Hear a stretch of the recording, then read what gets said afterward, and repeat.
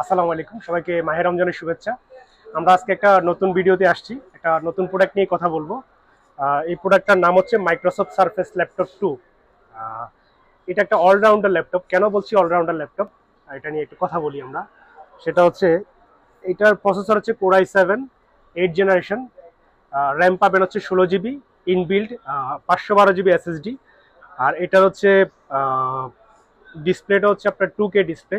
আর sound quality পাবেন হচ্ছে surrounding sound. আমি একটু ডিসপ্লে কোয়ালিটিটা একটু দেখাই।